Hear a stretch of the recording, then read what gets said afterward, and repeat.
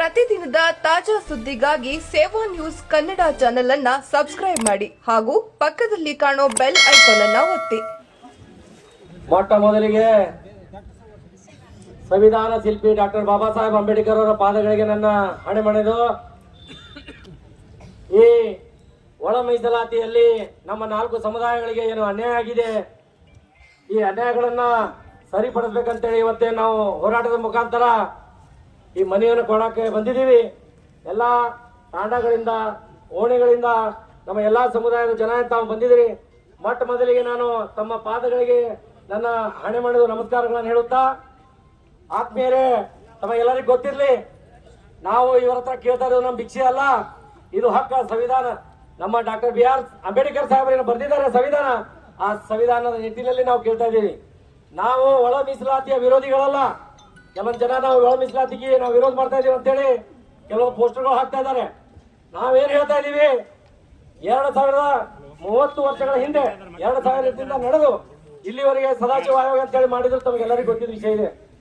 ಸದಾಶಿವ ಆಯೋಗದಲ್ಲಿ ಆ ವರದಿ ಸುಳ್ಳು ಅಂತೇಳಿ ನಮ್ಮ 4 ಸಮುದಾಯಗಳು 30 ವರ್ಷಗಳ ಕಾಲ ಹೋರಾಟ ಮಾಡಿದರ ಪ್ರತಿಫಲವಾಗಿ 2023ರಲ್ಲಿ ಏನು ಬಿಜೆಪಿ ಸರ್ಕಾರ ಇತ್ತು, ಬೊಮ್ಮಾಯಿ ಸರ್ಕಾರ ಇದ್ದಾಗ ಸದಾಶಿವ ಆಯೋಗನ ರದ್ದು ಮಾಡಿದ್ರು. ಇದು ಬಿಜೆಪಿ ಸರ್ಕಾರ ರದ್ದು ಮಾಡಿದ್ರು, ನಮಗೆ ಅನುಕೂಲ ಅಂತ ನಾನು ಭಾವಿಸ್ತೀನಿ. ಅದು ಆದ ನಂತರ ಸುಪ್ರೀಂ ಕೋರ್ಟ್ ಅಲ್ಲಿ ತಾವೇ ಹಾಕಿದ್ರು. ಆತ್ಮೀಯರೇ, ನಮ್ಮ ಸಹೋದರರು, ಈ ಸಮುದಾಯಗಳು ಏನು ಟಚೇಬಲ್ ಅಂತ ಹೇಳ್ತೀವಿ, ಟಚೇಬಲ್ ಸಮುದಾಯಗಳು, ಈ ಸಮುದಾಯಗಳಿಗೆ ನಾವು SC ಪಟ್ಟಿಯಿಂದ ಕೈ ಬಿಡಬೇಕಂತೇಳಿ ಸುಪ್ರೀಂ ಕೋರ್ಟಿಗೆ ಒಂದು ದಾವೆಯನ್ನು ಹೂಡಿದ್ರು.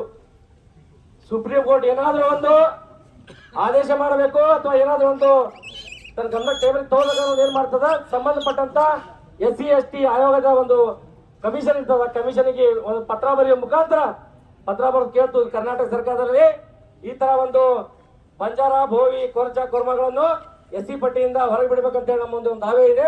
ಅದಕ್ಕೆ ತಮ್ಮ ಅಭಿಪ್ರಾಯ ಹಾಗೂ ಸರ್ಕಾರದ ಅಭಿಪ್ರಾಯ ತಾವು ಕೇಳಿ ನಮಗೆ ತಿಳಿಸ್ಬೇಕಂತೇಳಿ ಆವಾಗ SC ST ಕಮಿಷನ್ ದವರು ಒಂದು ಲೆಟರ್ ಬರೀತಾರೆ. ಸರ್ಕಾರ ಅವಾಗ ಬೊಮ್ಮಾಯಿ ಅವರು ಮುಖ್ಯಮಂತ್ರಿ ಇರ್ತಾರೆ.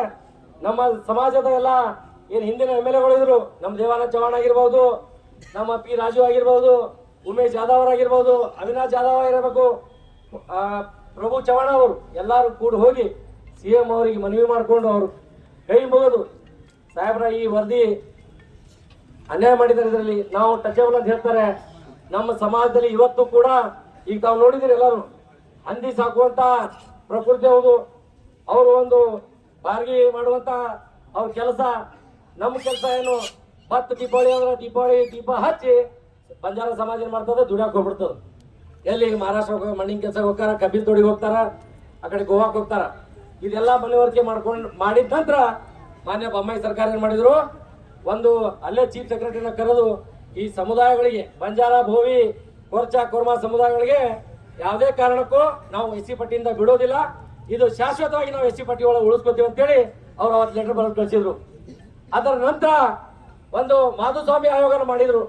ಮಾಧುಸ್ವಾಮಿ ಆಯೋಗ ಮಾಡಿದಾಗ ನಮ್ಮ 4 ಸಮುದಾಯಗಳಿಗೆ 4 ಸಮುದಾಯಗಳಿಗೆ 4.5% ಕೊಟ್ಟಾಗ ಅದನ್ನ ಒಪ್ಕೊಳ್ಳಾರ್ದಂತ ಸಮಾಜಗಳು ನಾವು ಹೌದಾ ಇಲ್ರಿ, 4 ಕೊಟ್ಟಾಗ ನಾವು ಸರ್ಕಾರಕ್ಕ ಇವತ್ತೇನಾದ್ರೂ ಇದು ಕಾಂಗ್ರೆಸ್ ಸರ್ಕಾರ ಬರ್ಬೇಕಂದ್ರ ಅವತ್ತೇನು ಕಾಂಗ್ರೆಸ್ದವ್ರು ಸುಳ್ಳು ಹೇಳಿದ್ರು, ಏನು ಮೋಸ ಮಾಡಿದ್ರು. ನಿಮಗೆ SC ಪಟ್ಟಿ ಒಳಗಿನ ನಿಮ್ಮ ಬಂಜಾರ ಸಮಾಜಕ್ಕ, ಭೋವಿ ಸಮಾಜಕ್ಕ, ಕೊರವಾ ಸಮಾಜಕ್ಕ ಎಲ್ಲ SC ಪಟ್ಟಿಯಿಂದ ಹೊರಬಿಟ್ರು ಅಂತೇಳಿ ಅಪಪ್ರಚಾರ ಮಾಡಿದ್ರು. ಆ ಅಪಪ್ರಚಾರದ ಜೊತೆ ನಾವು 17% ನಾವು 7% ಕೊಡ್ತೀವಿ, ನಿಮಗೆ 7-8% ಕೊಡ್ತೀವಿ ಅಂತೇಳಿ ಕಾಂಗ್ರೆಸ್ಸಿನ ಕೆಲವು ಲೀಡರ್ಗಳು, ನೀಚಿನ ಮಕ್ಕಳು, ತಾಯಿ ನಾಡ ಬಿಚ್ಚಿನ ಮಕ್ಕಳು ನಮ್ಮ ಸಮಾಜಕ್ಕೆ ಅನ್ಯಾಯ ಮಾಡಿದ್ರು. ಅದಕ್ಕ ನಾವೆಲ್ಲರೂ ಎಚ್ಚೆತ್ಕೋಬೇಕಾಗದ. ಇದು ಯಾರ್ದು ಒಬ್ಬರದು ಹೋರಾಟ ಅಲ್ಲ. ಈ 4 ಸಮುದಾಯಗಳಿಗೆ ನ್ಯಾಯ ಸಿಗಬೇಕು. ನ್ಯಾಯ ಸಿಗಬೇಕಂತೇಳಿ ನಾವು ಮನೆ ಅಡ್ಡಾಡಿವಿ.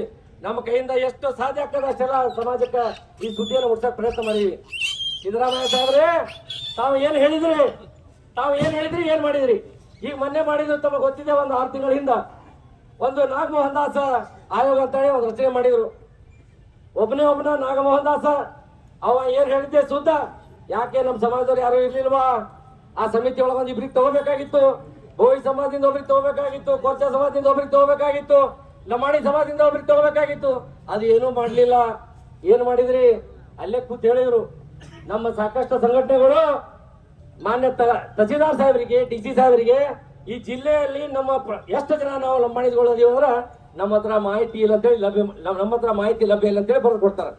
ಹೌದು ಗುರುಗಳೇ, DC ಅವ್ರ ಹತ್ರ ಮಾಹಿತಿ ಇಲ್ಲ, ತಹಸೀಲ್ದಾರ್ ಹತ್ರ ಮಾಹಿತಿ ಇಲ್ಲ. ನೀವು ಎಲ್ಲಿಂದ ಮಾಹಿತಿ ಕಲೆಕ್ಟ್ ಮಾಡಿದ್ರಿ ಸಾಹೇಬ್ರೆ? ನಾಗಮೋಹನ್ ದಾಸ್ ಸಾಹೇಬ್ರೆ ಎಲ್ಲಿಂದ ಮಾಡಿದ್ರಿ ನೀವು? ಅಲ್ಲೇ IB ಒಳಗೆ ಕೂತು 4 ಮಂದಿಗೆ ಹೇಳಿದ್ರಿ. ಇಲ್ಲಿ ಪಾಪ ಶಿಕ್ಷಕರಿಗೆ ಕೆಲವೊಂದ್ ಕಡೆ ನೆಟ್ವರ್ಕ್ ಬರಲಿಲ್ಲ, ಕೆಲವೊಂದ್ ಕಡೆ ತಾಂಡ ಮಂದಿ ಇರ್ಲಿಲ್ಲ. ಅವ್ರು ಏನ್ ಕೊಟ್ಟರು 2 ದಿವಸ ಮಾಡಿ ಯಾರಿಗೆ ಆಗ್ಲಿ ಸಮಯ ಕೊಟ್ಟ ಅವ್ರೆಲ್ಲ ಮನೆಗೂ ಹೋಗಕ್ ಸಾಧ್ಯ ಆಗ್ತದ. ಯಾರು ಬಂದ್ರು ಅವ್ರ ಮನೆಯಾಗ ಯಾರು ಇಲ್ಲ ಅಂದ್ರೆ ಬಾಗಿಲ ಮೇಲೆ ಹತ್ತಿಸ್ಬೋದು ಜಾತಿ ಗಣತಿ ಮಾಡಿದ್ವಿ ಅಂತೇಳಿ.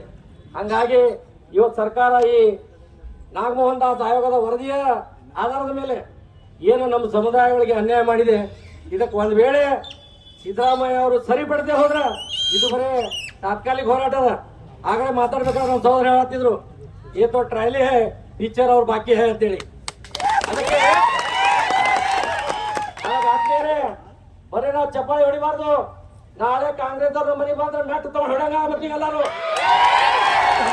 ಸಮಾಜಕ್ಕೆ ಅನ್ಯಾಯ ಮಾಡ್ರಿ ಮಕ್ಕಳ. ಹೋದ್ಸಲ ನಿಮ್ಮ ಮಾತು ನೀವು ಸುಳ್ಳು ಹೇಳಿದ್ರೆ ನಾವು ಕೇಳ್ಕೊಂಡು ನಾವೆಲ್ಲರೂ ಕಾಂಗ್ರೆಸ್ಗೆ ಓಟ್ ಹಾಕಿದೀವಿ. ಕಾಂಗ್ರೆಸ್ ಅವ್ರು ಇವತ್ತು ನಮಗೇನ್ ಮಾಡಿದ್ರಿ?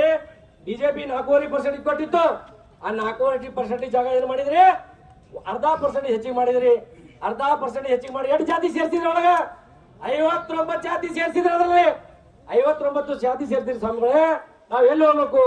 ಬೇಡ ಜಂಗಮರು. ಇವತ್ತು ನಾವು ಲಂಬಾಣಿ ಕೊರ್ಮ ನಮಗೆ ಇರಕ್ ಮನೆ ಇಲ್ಲ, ನಮ್ಮ ತಾಂಡಗಳಿಗೆ ಹೋಗಕ್ ರೋಡ್ ಇಲ್ಲ, ಕುಡಿಯಕ್ ನೀರಿಲ್ಲ, ಮಕ್ಕಳಿಗೆ ವಿದ್ಯಾಭ್ಯಾಸಕ್ಕೆ ಶಾಲೆಗಳಿಲ್ಲ ಇಲ್ಲಿವರೆಗೆ. ಮತ್ ನೀವು ಹೇಳ್ತೀರಿ ಸಮಾಜ ಬಹಳ ಮುಂದುವರೆದ, ಆರ್ಥಿಕವಾಗಿ ಶೈಕ್ಷಣಿಕವಾಗಿ ಬಹಳ ಮುಂದುವರೆದ. ಸ್ವಾಮಿಗಳೇ, ನೀವು ಯಾವುದೇ ಒಂದು ವರದಿಯನ್ನ ರೆಡಿ ಮಾಡ್ಬೇಕಾದ್ರ ಯಾವಾಗ ಸ್ವಾತಂತ್ರ್ಯ ಸಿಕ್ಕಿದೆ, ಸ್ವಾತಂತ್ರ್ಯ ಸಿಕ್ಕಾಗಿ ಇಲ್ಲಿವರೆಗೆ ಯಾವ್ಯಾವ ಸಮುದಾಯಗಳು ಎಷ್ಟೆಷ್ಟು ಶಿಕ್ಷಣಿಕವಾಗಿ ಬೆಳೆದವೆ, ರಾಜಕೀಯವಾಗಿ ಬೆಳೆದವೆ, ಯಾವ ಸಾಮಾಜಿಕವಾಗಿ ಬೆಳೆದವೆ ಅದನ್ನ ಸರಿಯಾಗಿ ತಾವು ಮಾಹಿತಿ ತಗೋಬೇಕಾಗಿತ್ತು. ಈಗಾದ್ರೂ ಏನು ಸಮಯ ಮಿಂಚಿಲ್ಲ, ಇದರ ಮಾಹಿತಿ ತಗೋರಿ. ನಿಮ್ಮ ಹಂಗೆ ತೆಗೆದಾಯ್ತು ಒಳ ಮೀಸಲಾತಿ ಮಾಡೋದೇ ಇತ್ತಂದ್ರ ನಾನು ಕಳಕಳಿ ವಿನಂತಿ ಅಲ್ಲ, ನಾನು ಇದಕ್ಕೆ ಇಷ್ಟಕ್ಕೆ ಬಿಡಂಗಿಲ್ಲ. ನಾ ಇದರ ಸಂಬಂಧ ಕಾನೂನು ಹೋರಾಟ ಮಾಡ್ತೀನಿ. ನಿಮಗೆ ಎಚ್ಚರಿಕೆ ಕೊಡಕ್ ಇಷ್ಟಪಡ್ತೀನಿ. ನೀವು ಈ ಸುಳ್ಳು ಸುದ್ದಿನೇ ನೀವು ನಿಜ ಮಾಡಕ್ ನೀವು ಹೊರಟಿದ್ರ ನಾವು ಮುಂದೆ ಕಾನೂನು ಹೋರಾಟ ಮಾಡ್ಬೇಕಾಗ್ತದ. ಯಾವ್ಯಾವ ಸಮುದಾಯ ಒಳಗ ಯಾರ್ಯಾರ ಸಾವಿರಾರು ಕೋಟಿ ತಗೊಂಡು ಇವತ್ತ ಇಡೀ ಸಮಾಜನ ಲೂಟಿ ಮಾಡಿದ್ದಾರೆ ಅಂತವ್ರನ್ನ ಬಿಟ್ಬಿಡಿ. ಎಸ್ಸಿ ಪಟ್ಟಿದ್ರ ತೆಗೀರಿ. ಯಾರು ಒಂದ್ಸಲ MLA ಆಗಿದ್ದಾರೆ, ಯಾರು ಒಂದ್ಸಲ MP ಆಗಿದ್ದಾರೆ ತೆಗೀರಿ ಸ್ವಾಮಿಗಳೇ. ಯಾವಾಗ ಸ್ವಾತಂತ್ರ್ಯ ಸಿಕ್ತು ಅಲ್ಲಿಂದ ಇಲ್ಲಿ ತನ ಯಾವ್ಯಾವ ಸಮುದಾಯಗಳು ಮುಂದೆ ಹೋಗಿದಾವೆ.